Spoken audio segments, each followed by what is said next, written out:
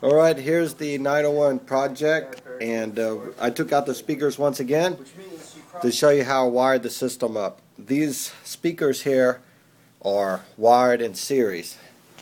There's the four for the right side, essentially going to wire in series for the right channel, and there's the left side and the left channel. And here's this one speaker. It's like the first speaker wired in a series.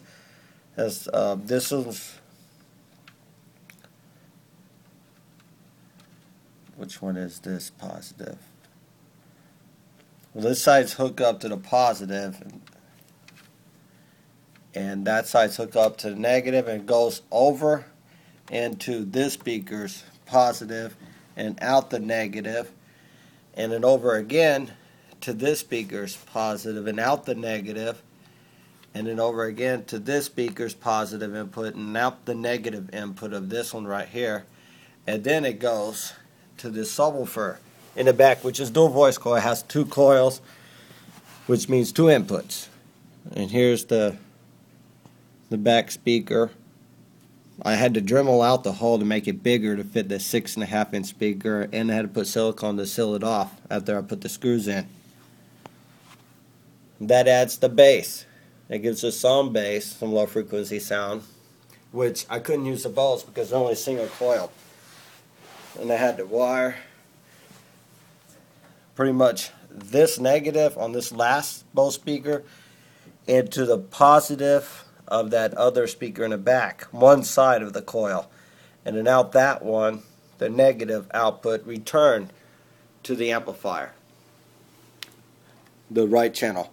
So essentially, this positive output connects in a string of all the four speakers, the four Bose speakers, and one of the coils of this 6.5 inch speaker to give me a total of 8 ohms. That's a 4 ohm coil in each side of that speaker right there.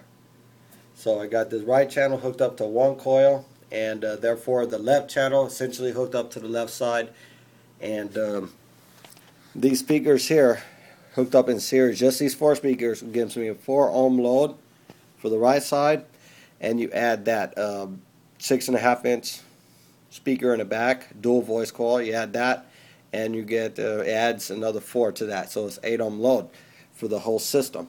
So essentially this lapel lamp is running 8 ohms times 2, which gives me a lot better volume, a lot better bass response, a whole lot better bass response, a whole lot better volume than when I used this one right here.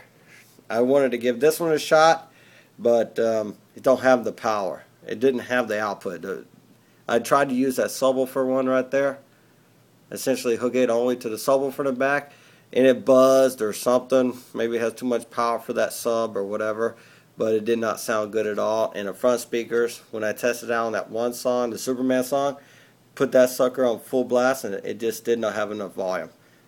So I swapped it out for that one, which I know is awesome, and it does sound awesome and loud, and it's a great looking system too, and it sounds great like that. So essentially these are series, and I did another video on the power, so I'm not going to cover that one again, but there's the batteries. And this thing is quite heavy. It's a Bose system. They're quite heavy. And, you know, adding a battery and a back speaker, which is bigger than normal Bose speaker, it is a little bit heavy. But what the hell, you know. It's got good sound, and it's got good bass. It rocks. And it looks really cool.